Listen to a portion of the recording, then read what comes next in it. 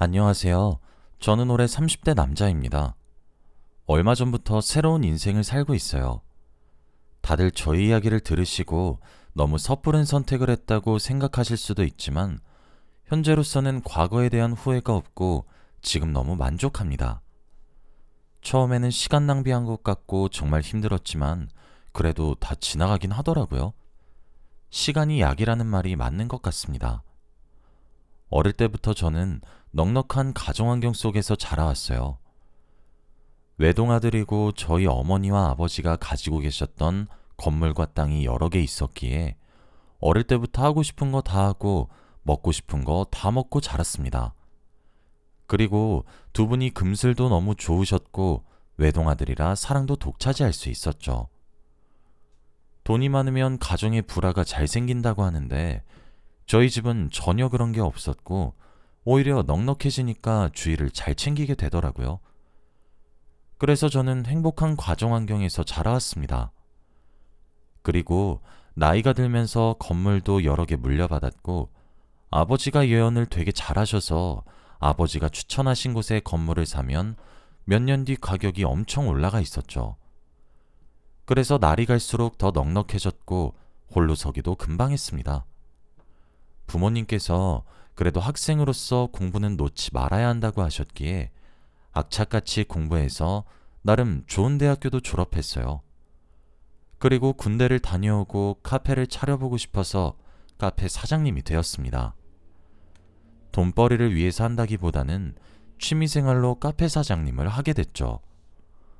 후회 없이 카페를 위해 헌신했고, 저는 지금도 카페 사장님을 하고 있습니다. 그리고 저는 여자친구를 카페에서 처음 만났어요.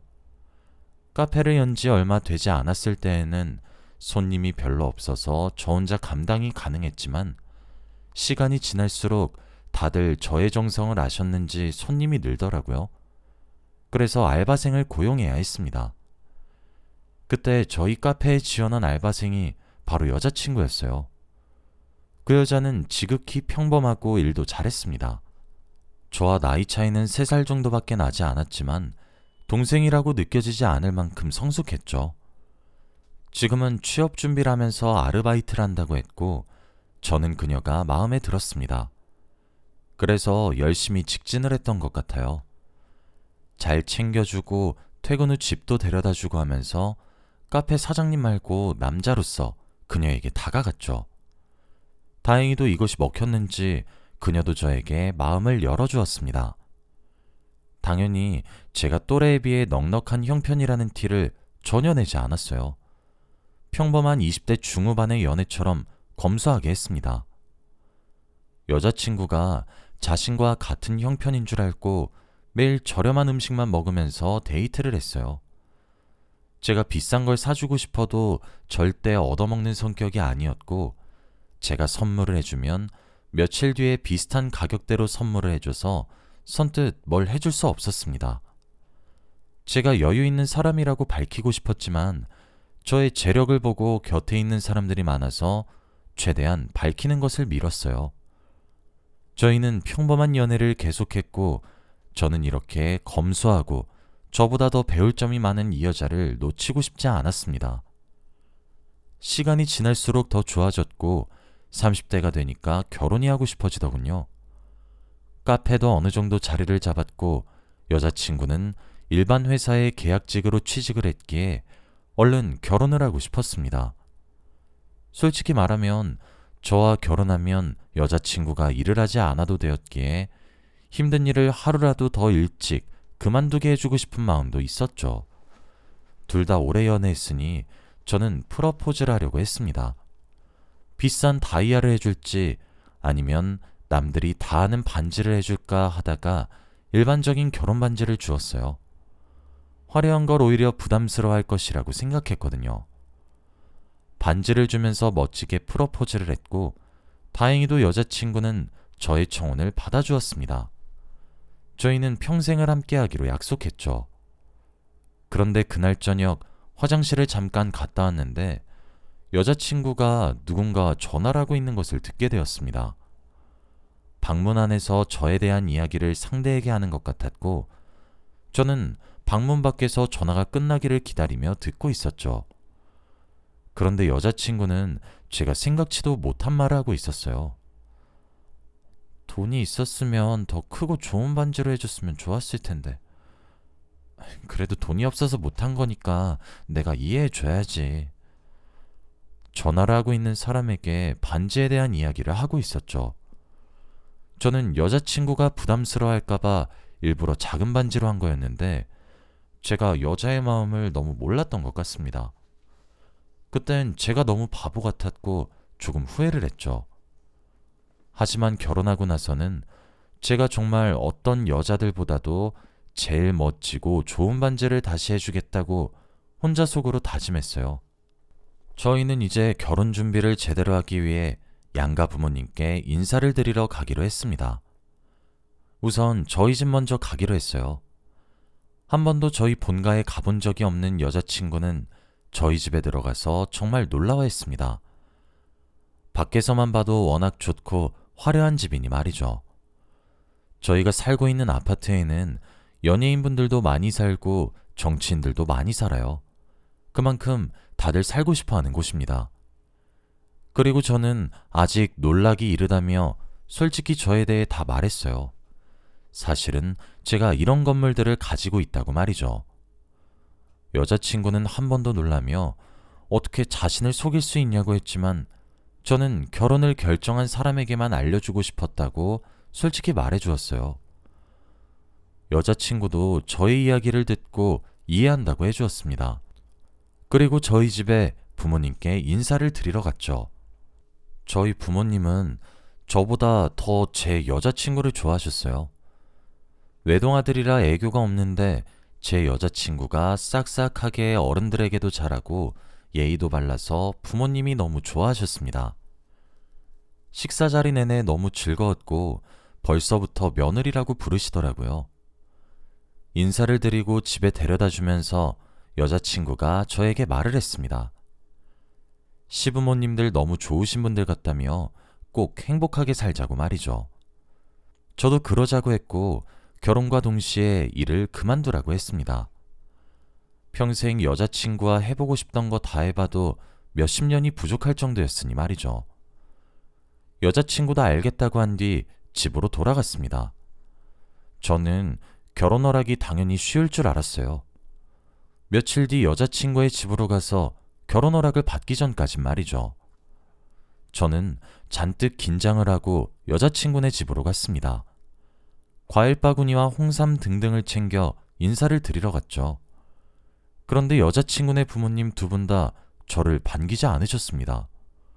표정이 굳으셔서 말이 없으시더라고요. 제가 애써 웃으며 이것저것 질문을 해도 시원찮게 대답을 하셨습니다. 무거운 식사 자리를 하고 있는데 어머니가 저에게 첫 질문을 하셨어요.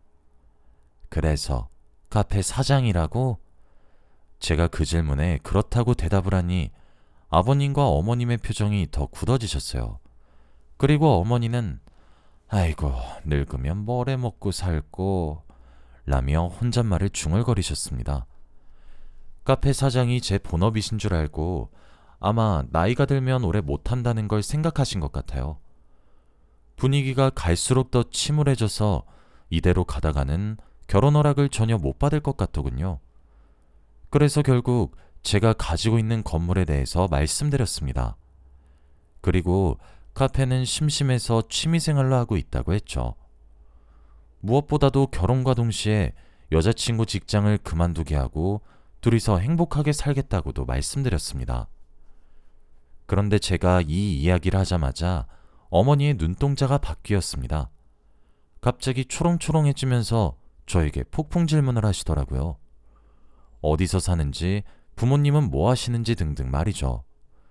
그리고 저희 아파트에 누가 사는지까지 다 물어보셨습니다. 그래도 아까보다는 분위기가 나아진 것 같았는데 아버님은 여전히 표정이 안 좋으셨어요. 말이 없으신 채 계속 밥만 드셨거든요. 혹시라도 제가 마음에 들지 않으신 건가 싶어 걱정을 많이 했습니다. 그런데 갑자기 저에게 오늘 술 한잔하고 가게나 라고 하셨어요. 처음으로 제게 하신 말씀입니다. 저는 무조건 그렇게 하겠다고 말씀드렸고, 저는 아버님과 둘이서 담금주를 마시기 시작했어요. 그런데 아버님이 왜 이렇게 말씀이 없으셨는지 술을 먹고 나서 알게 되었습니다. 바로 아버님은 딸바보시더라고요. 다른 집 아버님들처럼 딸이 시집을 간다고 하니 우울하고 곁을 떠나니 섭섭해서 그랬다고 해요. 술에 조금 취하셔서 조곤조곤 말씀을 하셨죠. 제 손을 잡으시며 자신의 딸을 잘 부탁한다고 말씀하셨는데 그때 정말 아버님이 좋은 사람이라는 것을 알게 되었습니다. 그래서 아버님이 더 좋아졌어요. 그렇게 저희는 양가 부모님들께 결혼 허락을 받았고 본격적으로 결혼 준비를 했습니다. 얼른 결혼하고 싶어서 돈을 조금 더 주더라도 비싸고 좋은 걸로 다 했어요. 식장도 예약하고 웨딩드레스도 맞추면서 행복하게 준비했죠. 그런데 어느 날부터 장모님께서 연락이 자주 오시더라고요. 처음 인사를 드리러 갔을 때 연락처를 드렸는데 그 뒤로 계속 김서방이라며 전화나 문자가 오세요. 그런데 처음에는 단순히 안부 인사인 줄 알았는데 시간이 지날수록 저에게 부탁하시는 게 생기더라고요. 처음에는 버스비가 없으시다며 급하게 10,000원, 20,000원 정도로 입금을 원하셨는데 시간이 지날수록 친구들이랑 만나는데 오늘 자기가 쏘고 싶다며 10만원, 20만원 등 점점 액수가 커져갔습니다. 그런데 돈만 빌려가시는 게 아니었어요.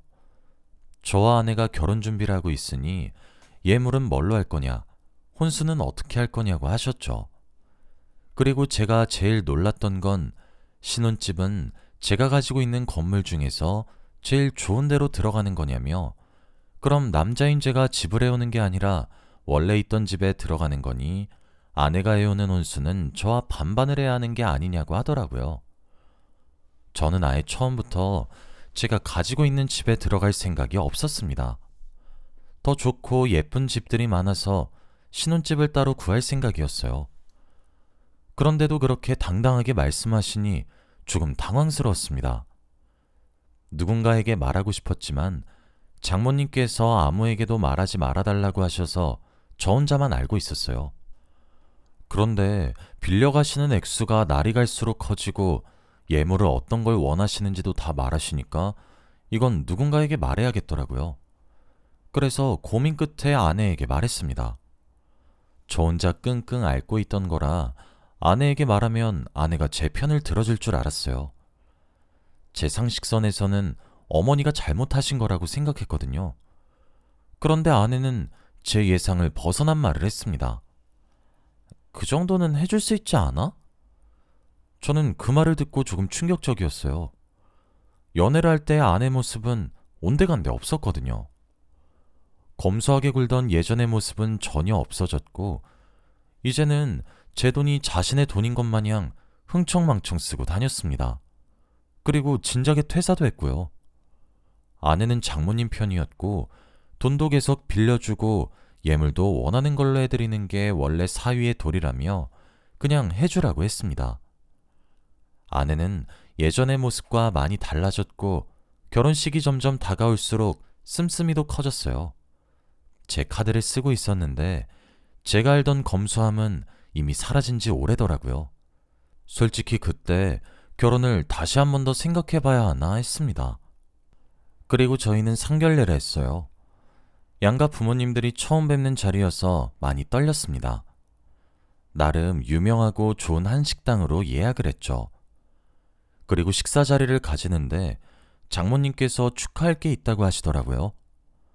바로 아버님이 퇴직을 하신 지 얼마 안 되셨는데 이번에 다시 취직을 하셨대요. 병원에서 일하신다고 하셨습니다. 저희는 진심으로 축하드린다며 이야기를 했고 그 이야기 덕분에 분위기가 조금 살았죠. 그리고 본격적으로 부모님들끼리의 결혼 이야기가 오고 갔습니다. 그런데 무언가 대화 내용이 조금 수상했어요. 계속 듣고 있는데 장모님께서 자신의 이야기를 하셨거든요. 갑자기 휴대폰에 있는 사진을 저희 부모님께 보여주시며 이번에 혼수 신상이 나왔다며 이걸로 하자고 하셨습니다. 그뿐만이 아니라 얼마 전에 보석방에 갔다 왔다며 예물은 이걸로 하라고 하셨죠.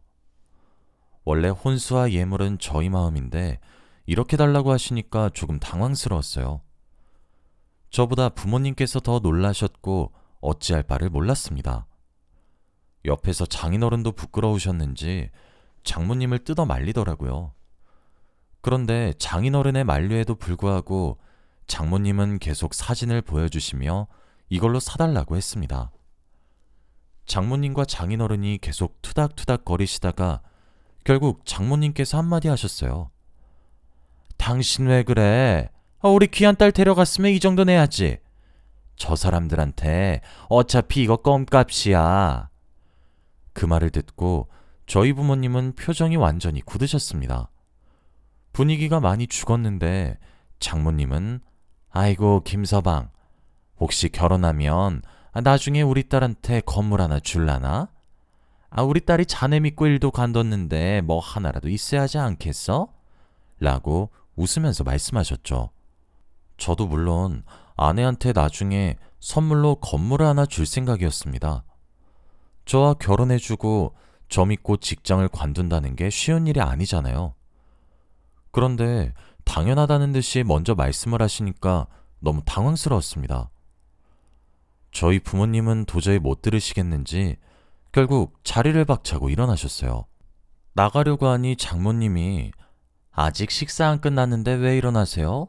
라고 물었고 저희 어머니가 결혼 다시 한번 생각해보죠 라고 한 뒤 나가셨습니다.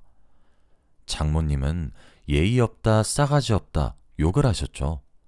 갑자기 왜 저러냐며 자신이 무엇을 잘못했는지 모르셨습니다. 옆에 계시는 장인어른은 머리를 부여잡으며 힘들어 보이셨죠. 저는 부모님을 따라 나섰고 부모님은 저에게 저런 집에 장가 보내고 싶지 않다며 다른 여자를 만나라고 했습니다. 순식간에 벌어진 일이라 너무 당황스러웠고 어찌해야 할지 모르겠더라고요. 아내만큼은 제 편이 되어줄 줄 알았는데 오히려 자신의 어머니 편이었습니다. 제 옆에서 대놓고 저희 어머니 이야기를 했죠. 오빠네 어머니 왜 그러셔? 있는 사람이 더해 진짜. 혼수나 예물 다 엄마가 우리를 위해서 한 말인데 그렇게 자리를 박차고 나가셔야 했어? 다시 생각해봐도 너무 화나. 저는 너무 답답했고 아내를 잠시 보고 싶지 않았습니다. 그리고 아내의 연락을 무시한 채로 며칠간 집에서 생각만 했어요. 정말 이 결혼을 계속 진행해야 되는지 말이죠. 그러다가 결혼식 이틀 전이 되었습니다. 워낙 빨리 결혼하고 싶어서 일찍 날을 정하다 보니 벌써 그렇게 되었습니다. 그런데 어느 날 건물 경비 아저씨께서 전화가 왔어요. 당장 건물로 오셔야 할 것 같다며 말이죠. 저는 무슨 일인가 싶어서 대충 옷을 챙겨 입고 저의 건물로 갔습니다. 그런데 거기서 장모님이 난리를 치고 계시더라고요. 이 건물 주인이 갑질을 했다며 전단지를 붙이고 다니고 건물에 살고 있는 사람들에게 저에 대한 헛소문을 퍼뜨리며 피해자 코스프레를 하고 있었습니다. 저는 장모님 앞으로 가서 화를 냈어요. 그런데 오히려 장모님은 더욱 뻔뻔했습니다. 네가 돈 없어서 우리 딸 버렸잖아. 우리 딸 갖고 놀았으면서 재밌었냐? 너도 천벌 받아야 해. 이렇게 큰 소리로 말하시니 지나다니는 사람들은 믿을 수밖에 없었습니다. 저는 끌고 나가려고 해도 전혀 움직이지 않으셨고 이렇게 된 이상 경찰을 부를 수밖에 없었죠. 그런데 그때 멀리서 누군가 소리를 질렀습니다. 당신 여기서 뭐해? 그 말이 들린 순간 모두 다 소리가 난 곳을 쳐다봤고 저는 두 눈을 의심했습니다. 제 건물 경비 아저씨 분들이 입고 계시는 옷을 입고 계셨거든요. 바로 장인어른이 말이죠. 장인어른은 성큼성큼 걸어오셨고 장모님은 왜 여기 있냐며 놀라셨습니다. 저도 알 수 없었죠. 그런데 들어보니 병원에서 일하신다는 장인어른은 알고 보니 다양한 병원들이 밀집해 있는 제 건물에 경비 일을 하시는 거였습니다. 장인어른이 병원에서 일하는 거 아니라고 수백 번을 말해도 듣고 싶은 대로 들으셔서 병원에서 일하시는 줄 아셨던 거죠. 장모님은 뒷목을 잡고 쓰러지셨고 제발 저한테 장인어른을 해고하지 말아달라고 했습니다. 방금까지 여기서 난리를 치시다가 갑자기 태세 전환이 되니 너무 놀라웠죠. 장인어른은 저에게 사과를 하시고 자기가 스스로 이곳에서 나가겠다고 했습니다. 실례가 많았다며 장모님을 끌고 나가셨고 장모님은 손을 뿌리치며 계속 저에게 해고시키지 말라고 미안했다며 사과했죠. 솔직히 사과를 별로 받아주고 싶지 않았습니다. 방금까지는 저를 나쁜 사람 만들어 놓고 장인어른이 여기서 일한다고 하니까 갑자기 행동을 변하시니 속이 뻔히 보였거든요. 그 집안에 오만정이 다 떨어졌습니다. 장인어른은 바로 일을 그만두셨고 그렇게 인연이 끝이 났죠. 결혼식 이틀 전 갑자기 파혼을 한다고 하니까 주위에서 다들 놀랐어요. 무슨 일이냐고 다 물었지만 절대 말해주지 않았습니다. 오히려 제가 제 무덤을 파는 격이 될 것 같았거든요. 그리고 제가 예약되어 있는 거 해지할 때 위약금을 다 물기로 했습니다. 아내는 끝까지 결혼하자고 했지만 이미 달라진 저 사람을 사랑할 수는 없었어요. 그래서 대차게 거절하고 저는 혼자가 되었습니다. 다시 카페 일을 시작했고 일상으로 돌아갔죠. 저는 이제 검소하게 사는 척 숨기지 않기로 했습니다. 뒤늦게 밝히는 게 오히려 역효과가 나는 것 같더라고요. 부모님도 결혼을 급하게 할 필요 없다고 하셨으니 부담은 조금 덜려고 합니다. 이제 그 일이 있고 나서 오래 지났어요. 처음에는 다들 저의 재력을 보고 다가오는 건가 싶었는데 시간이 많이 지난 지금은 그게 아니라는 것을 알고 있습니다. 언젠간 저도 저 자체를 좋아해주는 사람을 만날 수 있겠죠? 여러분도 꼭 그러셨으면 좋겠습니다. 저의 이야기는 여기까지예요. 들어주셔서 감사합니다.